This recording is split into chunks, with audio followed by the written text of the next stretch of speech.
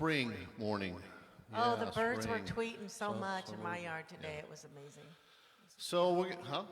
It was beautiful. Yeah, it was nice. It was really nice out. Well, we're going to start the service with the song "This Is the Day," and if you'd please rise and join with us, and we can get the spirit started.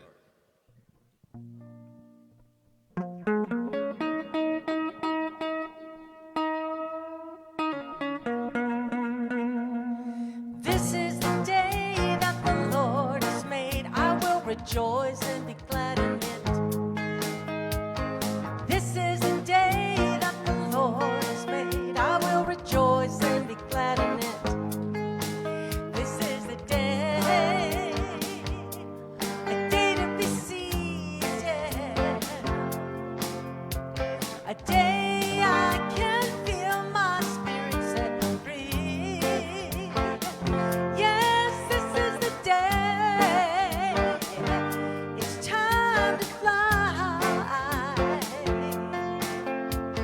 higher and high up in the sky. This is the day that the Lord has made. I will rejoice and be glad in it. This is the day that the Lord has made. I will rejoice and be glad in it.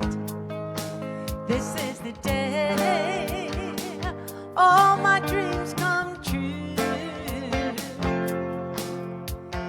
Feel the Spirit working His way through.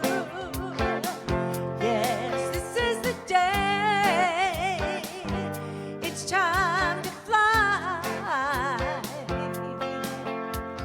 higher and high up in the sky.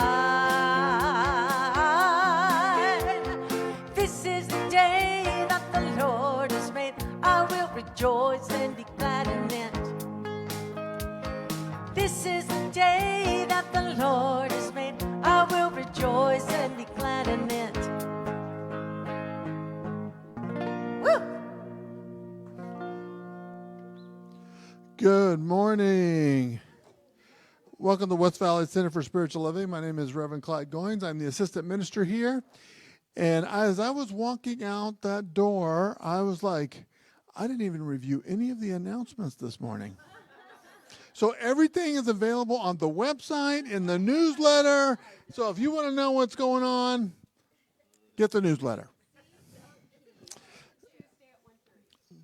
Seeds of Peace, Tuesday at 1:30. Yes, that is a new class that Reverend Karen is going to be providing starting this week. So thank you for reminding us of that. So yes, we have a lot of wonderful things going on here at the center. And again, our theme this year is Change Your World. And so the question I have for you is, I don't have any stories today on that either. I am really dropping the ball. I think what happened is we had Gourmets for God last night over at Diane's house, and we went there and we gambled, and Reverend Karen won. She was one of the winners, but anyway, so Mark and I had to leave because we lost all of our money, so we were done. But anyways, we had a really, really great time, and I know that the Robert and Adrian, thank you. I was like, well, I know those people. Robert and Adrian also had Gourmets for God today or last night as well. So a lot of fun things happening. So please, if you're not receiving the newsletter, we have little forms that you can fill out that you can go drop it out in the basket, and Kay will get you added to the newsletter. Of course, everything is on our website, on our calendar with the events, so that we know everything that's going on. So please join us in all of our wonderful things that we have going on. All right, so now let's say our vision statement together so we can get ourselves centered for this beautiful service. We are a loving, joy-filled community honoring the many paths to God as we learn and live the science of mind principles. And so it is. So just sit back, open up your hearts and minds for the Bradford's beautiful music and Reverend Karen's wonderful message. Thank you.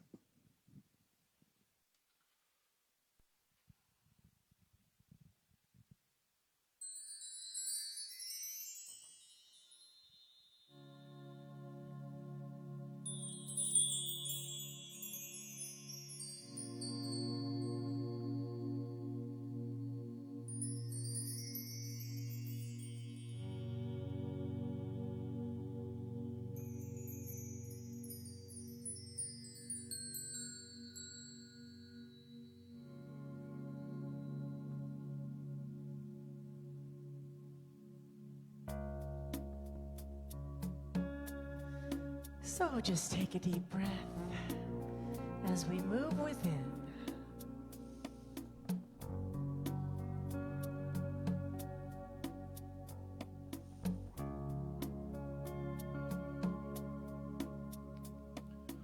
I will make a quiet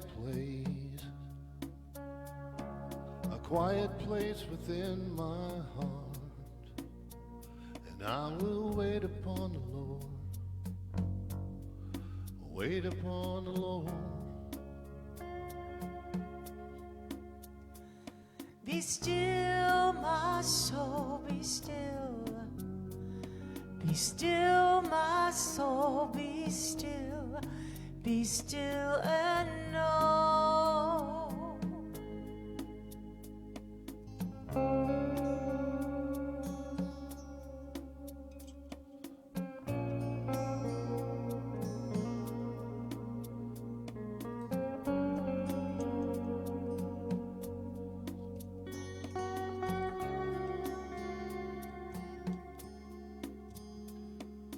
I will make a quiet place within my mind, and I will wait upon the Lord, wait upon the Lord. Be still, my soul, be still. Be still, my soul, be still. Be still and know. I will make a quiet place within my life, and I will wait upon the Lord, wait upon the Lord. I will make a quiet place.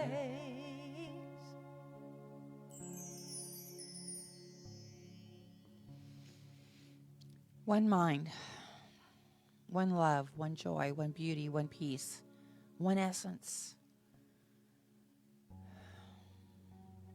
That is all there ever is, all there ever was, and all there ever will be.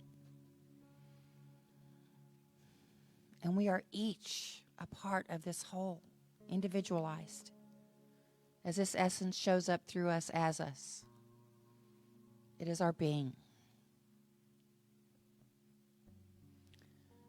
And I am so grateful for this absolutely perfect day and this perfect service and the perfect music of the Bradfords that touches us and brings us together and makes us smile.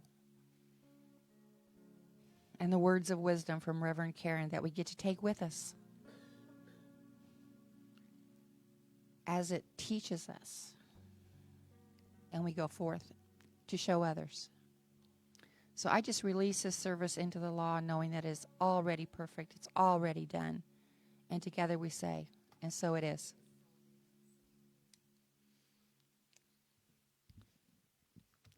Today I'm reading from Your Invisible Power, this great little book by Ernest Holmes. And I'm really good at looking at the back of a book before I read a book. And of course, I've already read this book, but I'm going to read the end of this book because it's absolutely, I feel, phenomenal. But if truth is all there is, then truth is intelligence. Truth is what we call mind. Truth is idea. Idea becomes absolute. Idea reflects experience. This allness of idea destroys a belief in any physical, mental, or material universe external to concept. Creation becomes a contemplation of truth. Such is the perception of creativeness. Forms are real, but not self-sustained. They are nothing in themselves. There is nothing in such reflected idea to have control even over itself. Having established unity, invisibility, permanence, power, we arrive at the conclusion of eternal dominion. It is self-evident. If the objective world were a thing in itself, and we were in no way connected to it, other than by experiencing it as an external fact, then we could not possibly exercise dominion. The truth would be in fragments, which we would never be able to put together. Hence, we could never attain wholeness. The greatest teaching of the ages contradict the fragment theory and insist on resolving all apparent multiplicity into a final unity. This unity is not some far-off event, but a present fact. Modern science tends in the same direction. Therefore, our final self-evident proposition delivers the perception of bliss, wholeness, and perfection. The universal I am and the individual I are one in peace, joy, love, wisdom, beauty, and power. In the beginning was the Word, and the Word was life, and the Word was law, and the Word was light, and the light through law produced form, and created form turned into the light, and the light of consciousness dawned, and man beheld the light, and walked in it, and light was all. And so it is.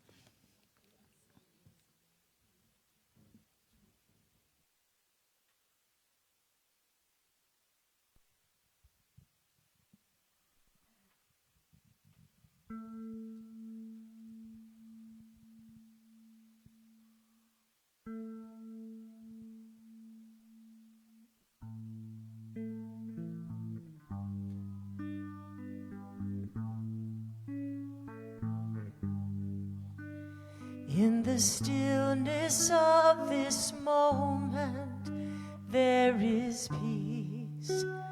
There is peace. In the stillness of this moment, there is peace.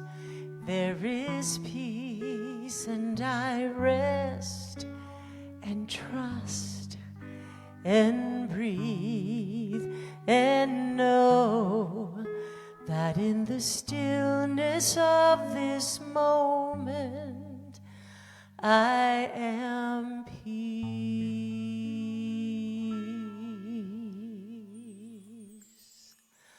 Lord, make me a means of your peace.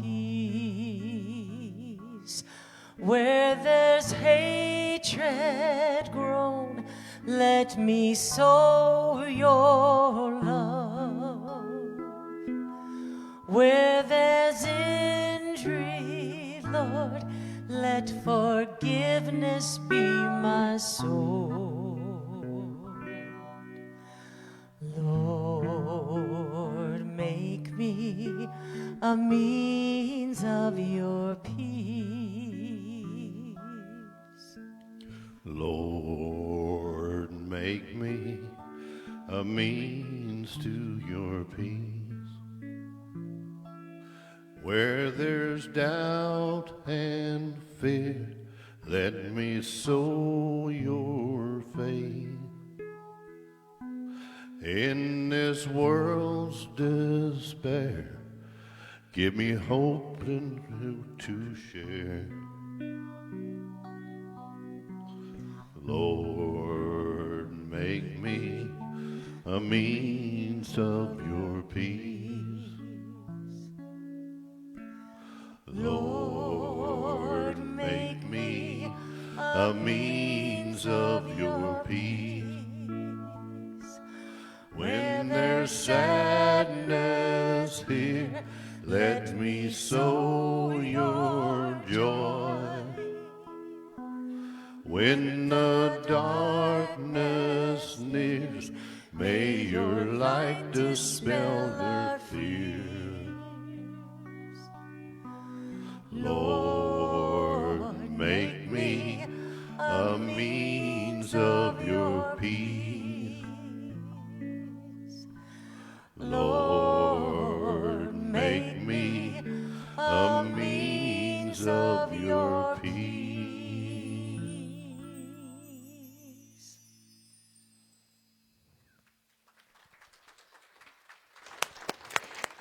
Oh, that was lovely. It's really fun to hear Rod have an opportunity to show off those low notes, those deep low notes. Good morning. Good morning. Welcome to the West Valley Center for Spiritual Living. I'm so happy to see you. I have been away. I went to conference. Last Sunday we had our annual business meeting right here in this sanctuary, and a few hours later I was on a plane heading to South Carolina. We had the CSL convention, our business meeting. So I went from one business meeting to the next business meeting, and I want to tell you something. The CSL business meeting took a day and a half. You guys were lucky. It's a long meeting, and then the rest of the week we sort of luxuriate in workshops and great music and upliftment and opportunities to sit in dialogue circles, and just a really wonderful, wonderful experience. Today I'm talking about peace. Thank you. The music was so perfect for the message. In many ways, it's what I'm going to say today. And the quote that I chose, the title of my message is Seeds of Peace. And the quote that I chose is from Gandhi. The idea of Seeds of Peace is that I knew I would be teaching this. I'm making that noise, aren't I? Yes, no? Yes, kind of? All right, we'll see if this helps. Don't anybody tell me I only got one earring in, I know. The Seeds of Peace is the title of the class that I'll be teaching beginning this coming Tuesday in the afternoons at 1:30. And it's a fairly informal class, but it's a really good opportunity to get together. And each week we talk about a different famous peacemaker. And you could never run out of amazing people to talk about in that class, but I will pick my favorites, whatever it is at the moment, and we'll share that in sort of a classroom setting that will enhance our understanding of what it means to be a peacemaker. Here's the quote that roots me in this whole idea from Gandhi. He said, "Each one must find peace from within. Peace, to be real, must be unaffected by outside circumstances." Gandhi is a really good example of someone who understood what it means to be upset by outside circumstances. We get ruffled in life, but there is always a way for us to return to peace, and that's a wonderful topic at the root of our teaching. So I wanted to begin this morning with a story of an experience that I had in 2005 that was just a wonderful opportunity. It's sometimes I pinch myself when I get ready to retell pieces of this experience. In 2005, I was attending classes at Holmes Institute, which is our school of ministry.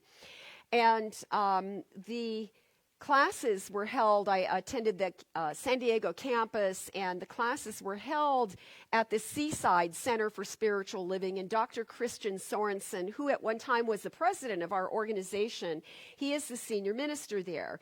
And he and they and their church, their community, had planned a big event with the grandson of Gandhi, Arun Gandhi, to be there. It was an event that called in lots of people from outside their spiritual community, and though they are one of our bigger communities, this was a big event. So Arun Gandhi, the grandson of the Gandhi, arrives on the campus, and Dr. Christian takes him for a tour. And the students in the ministerial school, we had a house that had been converted into a classroom setting. And so Dr. Christian is showing him this and that, and he mentions that the students from the School of Ministry were having class that weekend, and he asked to see us. He wanted to spend time with us. He said he wanted to spend time and sit face to face with the future leaders who he felt he had an important message for. And so he came and had lunch with us. There's only like 12 of us in the room. Some of the people were remote and on screen in the early days before Zoom, but we had audience with, or he had audience with us, however you say that. We had vegetarian pizza because he's a vegetarian, and we ate together, we spoke together, and he told us stories of what it was like to grow up as the grandson of Gandhi. And the first story I've never actually shared here before, but the first story is that Arun was a feisty young boy, and when he was young, his family moved from India to live in South Africa for a period of time. And when Arun became 13, 14 years old, he got that sassy, rebellious, kind of angry teenage angst. And his mom and dad decided that the best thing they could do for him was to send him to live for a while with Grandpa Gandhi.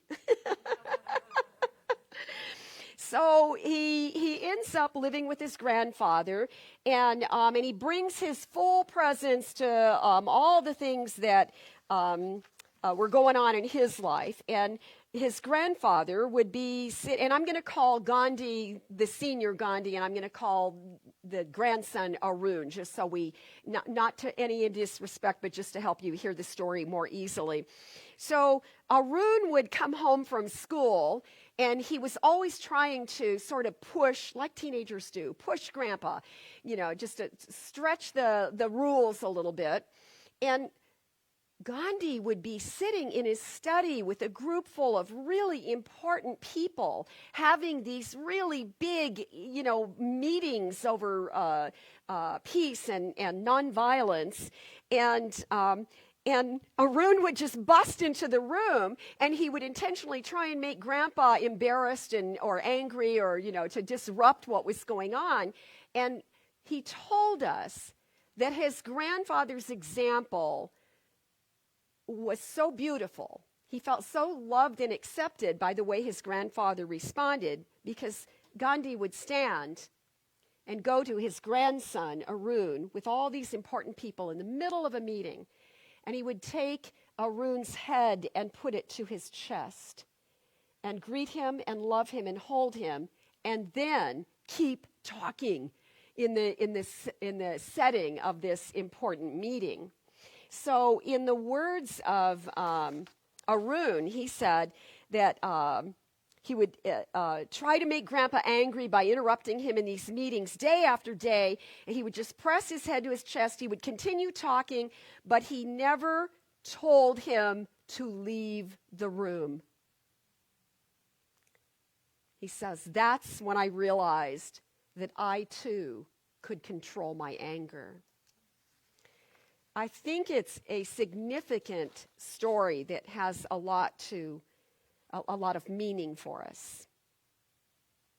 The other half of this story is that he told us about the time that Martin Luther King was becoming an important figure in the changes that were happening here in the U.S.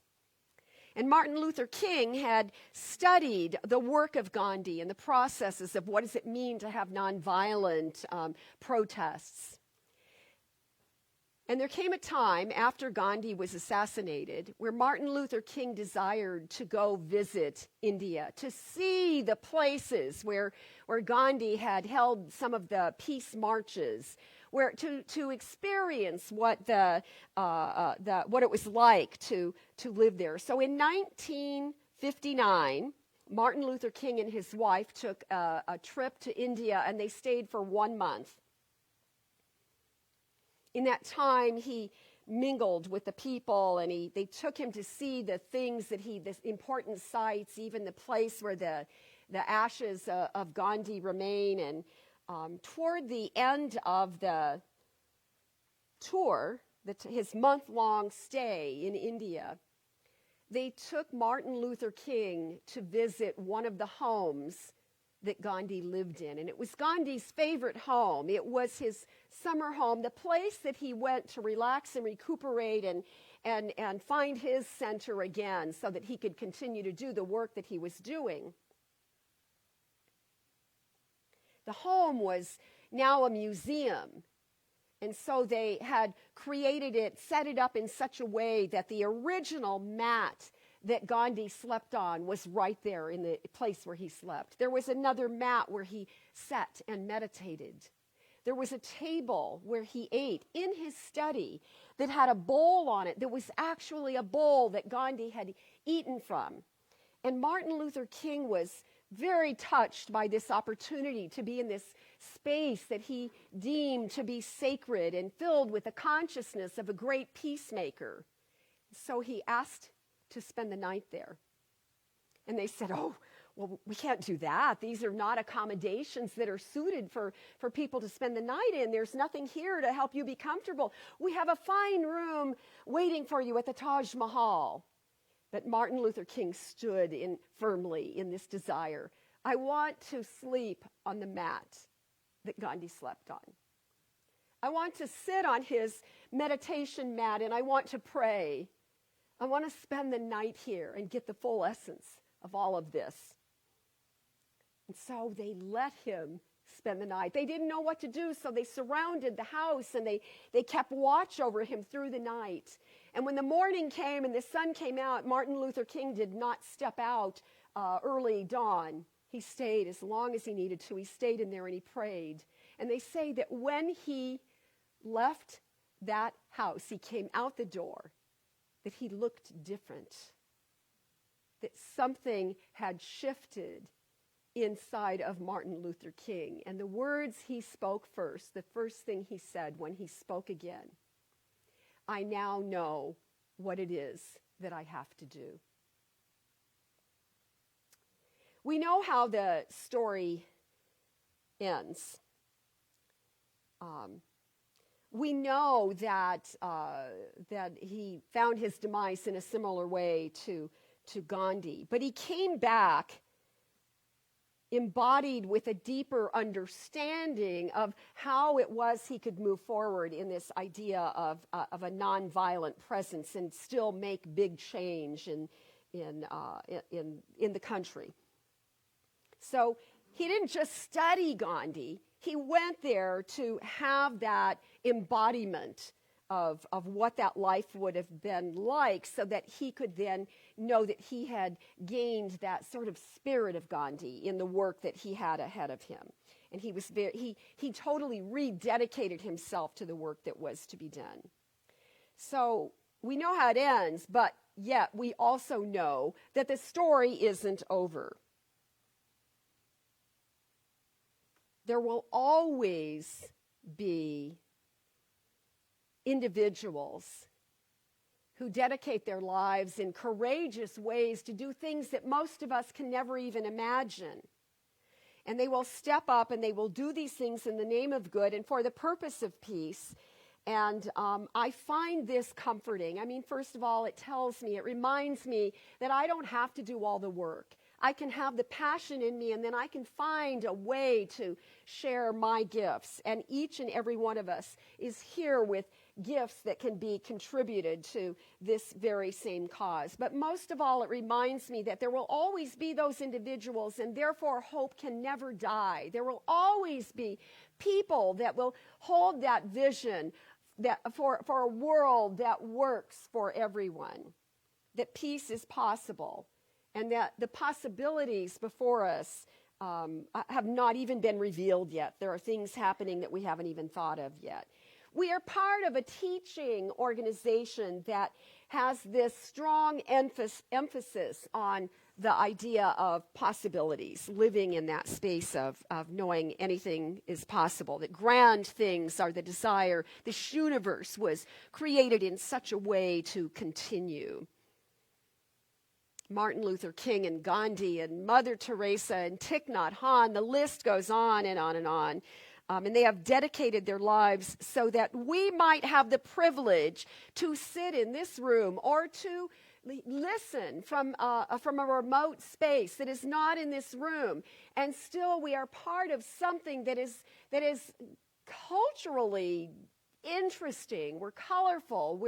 We have different beliefs. We have different ideas. We have completely different lifestyles.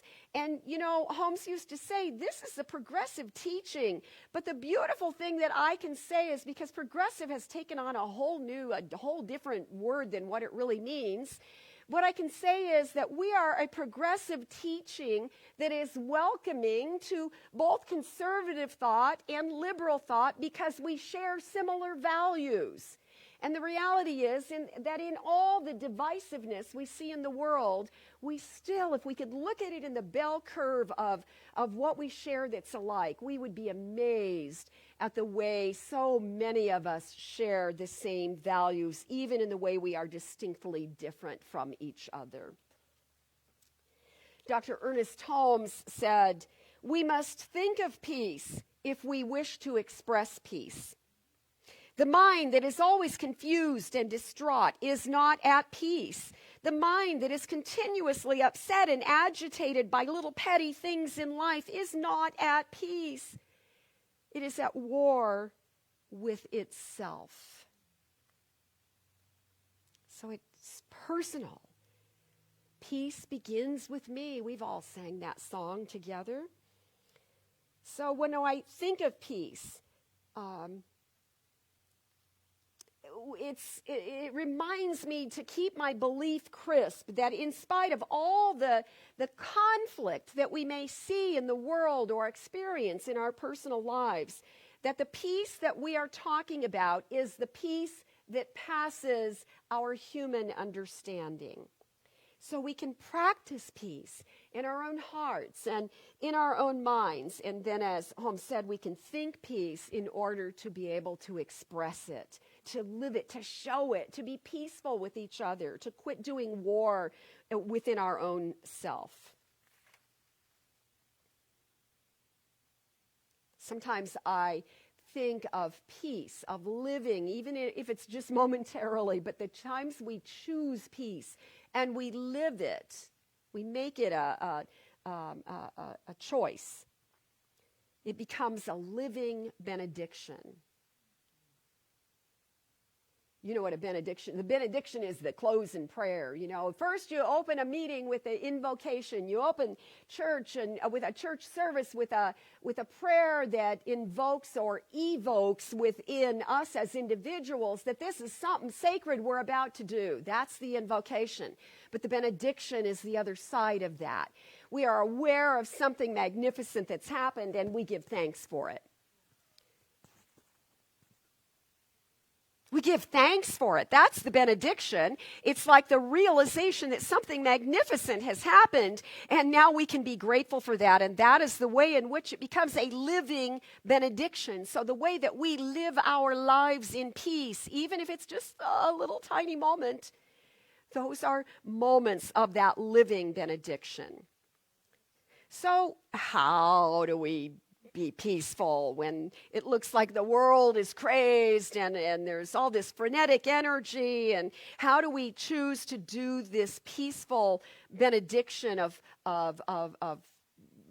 the living prayer in our lives in spite of what we see going on around us? And I would say that I want you to have something to take home with you today. The lesson in today's message is that first and foremost, always first and foremost, we have to be aware that we are actually uncomfortable. So we're used to covering that up. We're used to burying that in numbing the reality. But when we numb when we don't recognize that awareness for what it is, and we're just numbing it, whether it's with positive thinking or addictions of any variety, we are numbing reality with a capital R, and we are less able to see, to recognize beauty and love and the presence of God in the different ways our life is unfolding, which is always there, but we can't see it because we've numbed our awareness, or we're numbing our ability to even recognize it. So first and foremost, just recognize what's uncomfortable, and then I turn within. Then it's an opportunity for us to say, okay, what's going on here? Where in my thinking can I just stretch a little bit? Where and how can I expand my personal point of view a little bit in this area? How can I shift my perception so that I can begin to see the way God sees? Because shifting your perception is actually what the miracle is. The miraculous nature of humanity is that we have the ability to see again. To see in a new way, to see from a higher perspective, but we have to choose it. Marcus Aurelius, I love quoting Marcus Aurelius from the 2nd century, the last of the great Roman emperors. He said these magnificent words: "When you are disturbed by events and you lose your serenity, be sure that you quickly return. For you will have more mastery over your inner harmony by continually returning to it." Do you hear that? Like continually, like, okay, I messed up. Okay, I'm going to make a better choice. Okay, I have a better choice. Uh-oh, there I did it again. Go back, do it again. It is that repetition of continually returning there. He says you will have mastery over your inner harmony. That is a gorgeous statement. So remember that if you just watch what's going on in nature, that there is something absolutely present, that conflict happens in nature. Disturbance is natural and necessary for the continuity of life in the natural world. Complexity demands change, and often that's a breaking apart and a reorganizing of smaller groups, and however that works. But it is a law of nature. So I created a formula to help you. I did. I was thinking that when I'm very disturbed or really stressed out, I like to go to the spa. So I made a little acronym out of SPA. When you notice you are disturbed, the first thing you do is stop. S-P-A, stop right where you are. The P is for pause. And in the pause, we are naturally inclined to breathe. Because if we stop that frenetic movement that stresses us out in that physical way, we will have memory to breathe deeply, not just that high chest breathing we do when we're panicked and moving, or, we're not conscious of being peaceful. So you're going to stop, you're going to pause, and you're going to breathe, and then you affirm and pick something short and sweet to be your affirmation. I feel the peace of God within me now. I am calm and serene. I am guided and directed by a power greater than I am. Right here is God. Any one of those, but keep it short, keep it simple, make it personal so you can pull it in and use it, and you will see that great things happen. I think sometimes it's really just the breath. All you need is the middle. But SPA, stop, pause, and affirm. Stop the worry. Stop the fretting. Stop the defensive thinking. Stop planning what you're going to say next when the other person stops talking. Be in the moment and just notice. You can breathe. You can affirm. You can be peaceful. You can call on that peace that's within you, because the peace never goes. We just get distracted or involved in the outside world. So it's like this.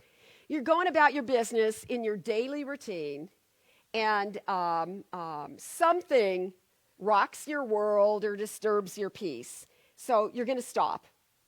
Stop whatever you're doing, whatever you're thinking, halt that thinking.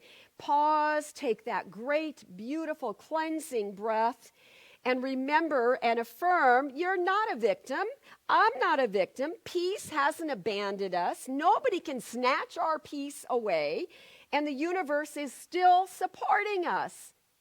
That God is right where we are, right in the middle of it, no matter what. Stop, pause, affirm. Even a few seconds, a half a minute, if you're in a really hectic situation, you can stop, you can take a nice deep breath, and you can say, I feel the peace of God within me now. And I just keep my eyes closed for another minute. I take another breath. Maybe I even repeat that affirmation. I was on an airplane.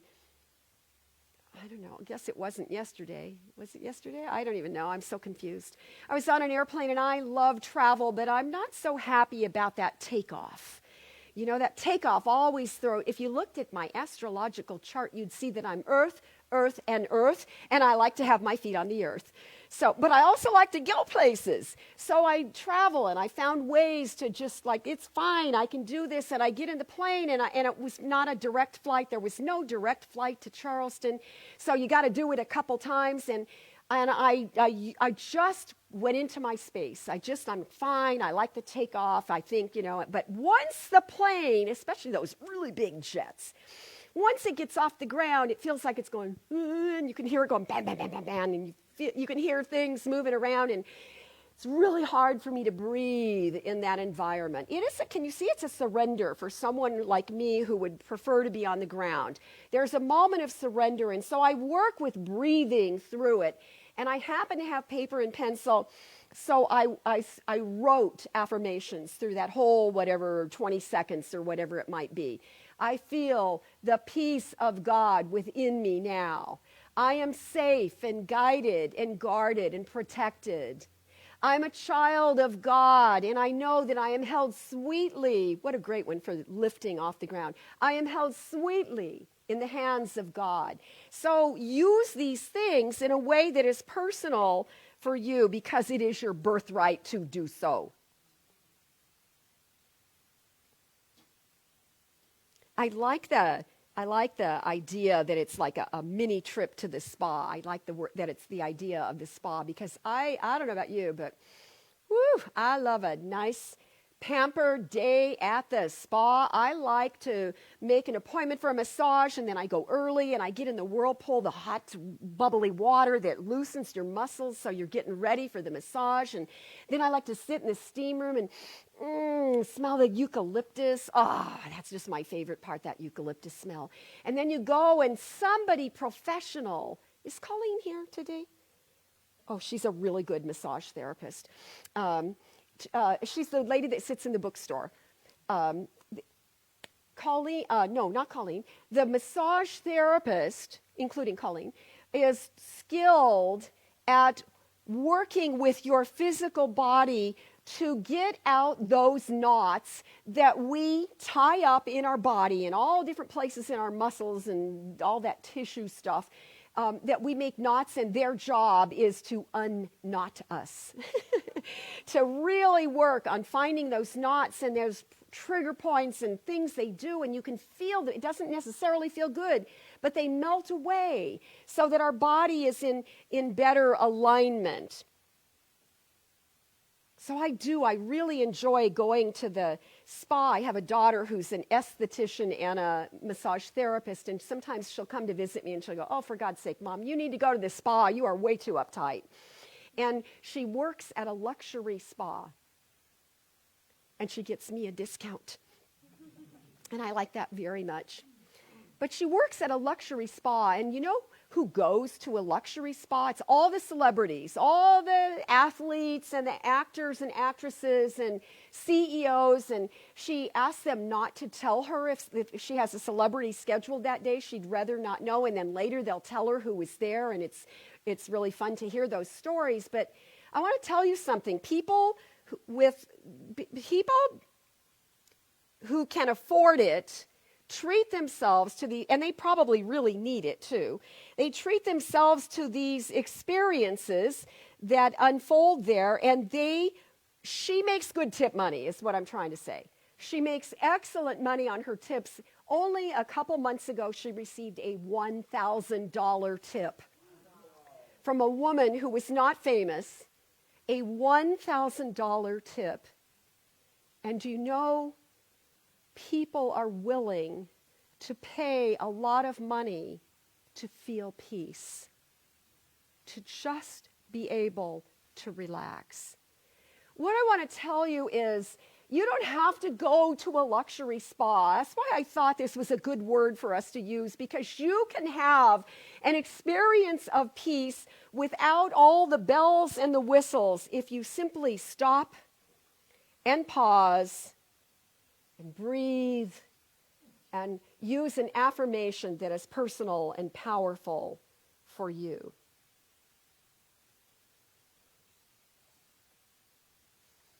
I think that maybe what celebrities do better than us is that they receive. And maybe sometimes because they're paying a high price for this service, maybe that makes it, you want your money's worth, you know? I don't know what it is, but I believe that there's something in that. There's something in that ability to just receive. So can you stop and breathe and open your heart and your mind, your entire being, to receive the blessing of peace that is actually being awakened within you? It feels always for me like it's washing over me, and maybe it's both. Maybe there's something that happens in that posture of releasing where we can receive the good that we desire, the peace that we desire, and then to be grateful for that, so that peace then becomes the living benediction. I think that all the great peacemakers understood and seemed to try to communicate peace is an inside job. But I wanted to end this way this morning. At the end of our lunch with Arun Gandhi and all the luscious conversation that we shared together, he said this to us. He issued a plea. And it's the same plea that he issues every time he speaks to a group of people. And the plea is for us to make the goal of having peace in our personal lives. To make that goal of peace in our daily living a priority in the routine of what we do day in and day out. To practice peace on a regular basis. And I want to end with a quote from Arun Gandhi. It's very important that you decide you are going to be a better human being today than you were yesterday. That life is not just going around in circles from birth until death, because life is about climbing up the ladder so that each day you do become a better person. And it's only then that we as humanity can progress and become better human beings. I extend to you the same plea. Practice peace every day. That's what I wanted to say.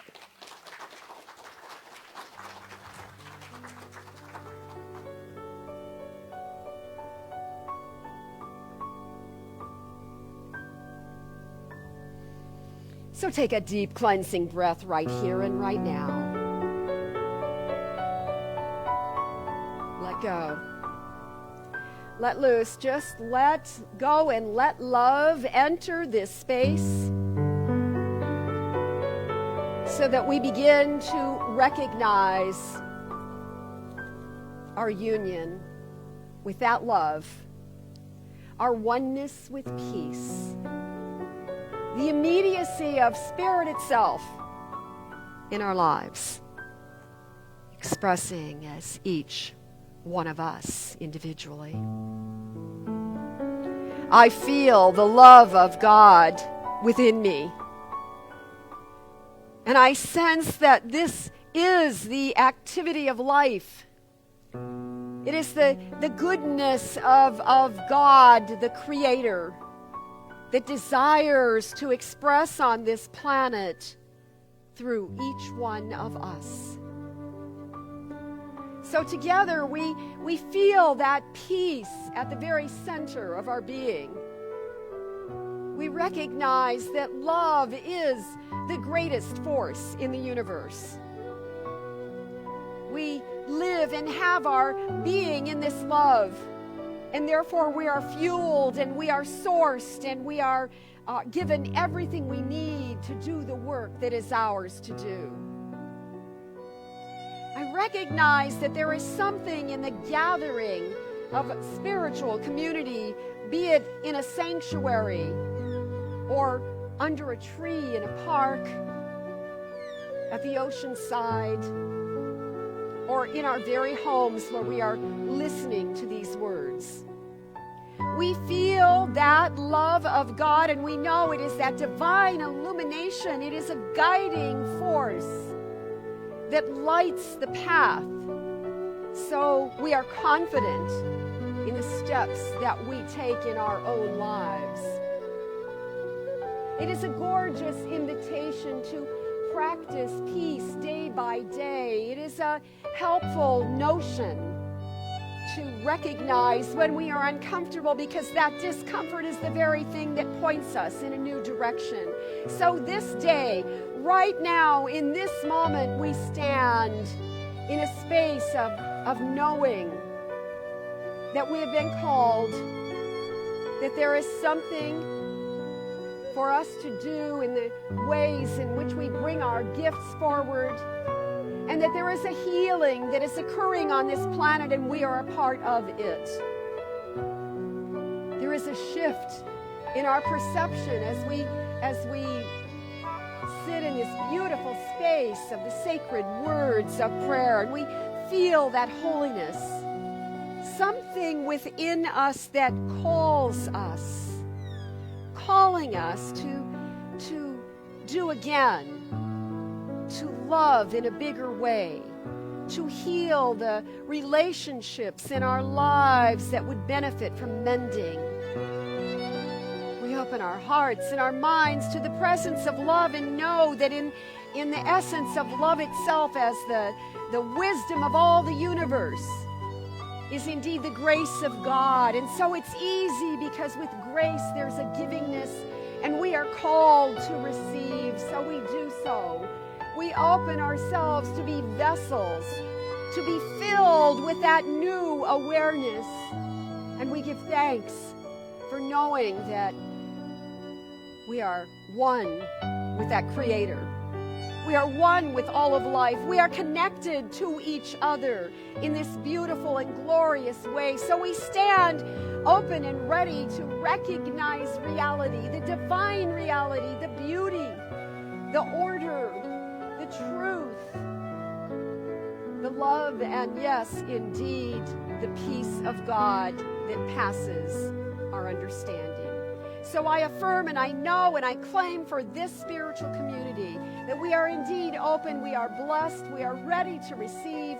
We do our part to continue the good work, to help other people be open to possibilities, to the way in which we can have differences and yet sit in the same sacred space and honor our values that we share.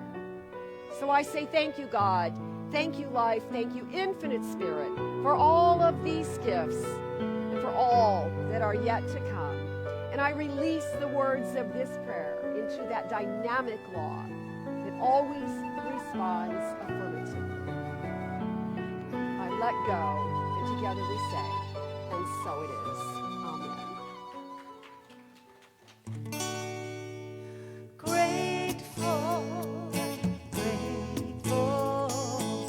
grateful for all the love that I have. I am so grateful, grateful for all the love that I have. Everywhere I look and every face I see is love reflected, shining back to me. I just give thanks for all these simple things, the joy and peace that gratitude brings. That's why I'm grateful, grateful, grateful for all the love that I have.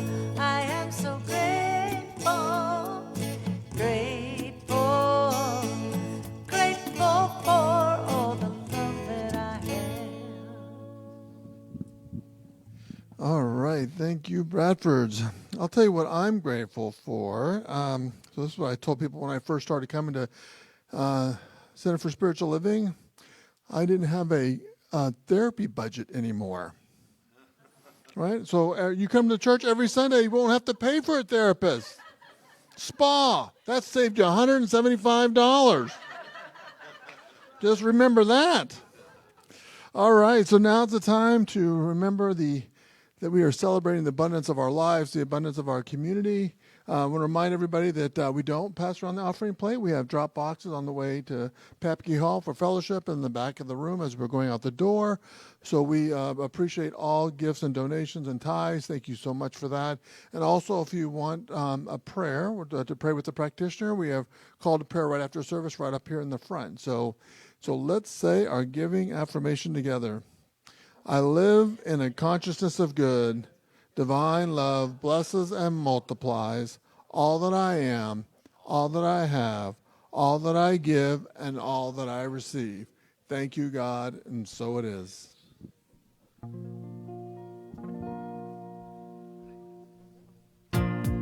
Please rise for our last song.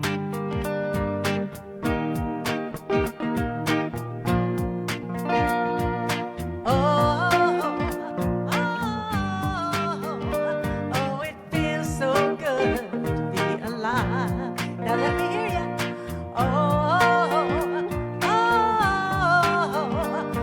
It feels so good to be alive. I ain't thinking about my problems. I'm living now. I'm living now. And I ain't gonna worry about the future. I'm living now. I'm living now. So put your hands up if you feel like having a good time. And put your hands up if you're sharing love with all. Raise your cup if you're hopeful for tomorrow. Put your hands up if you're ready to have some fun. Now sing it.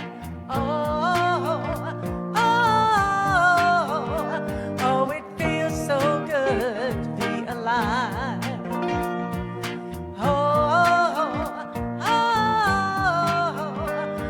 It feels so good to be alive. Feels good, don't it? Feels good, don't it? Only got one life, live in the moment. Feels good, don't it? Feels good, don't it? Only got one life, live in the moment. Feels good, don't it? Feels good, don't it? Only got one life, live in the moment. Feels good, don't it? Feels good, don't it? Only got one life, so live. It feels so good to be alive.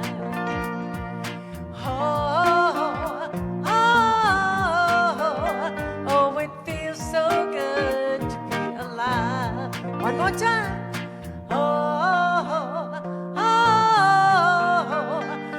It feels so good to be alive. Woo! All right. It feels good to be alive. I hope you get some time to be outside and enjoy this beautiful weather. So let's say our... So are you ready? Okay, so let's say our closing affirmation together. Repeat after me. I stay centered in peace. And I am the peace in all my situations. And so it is.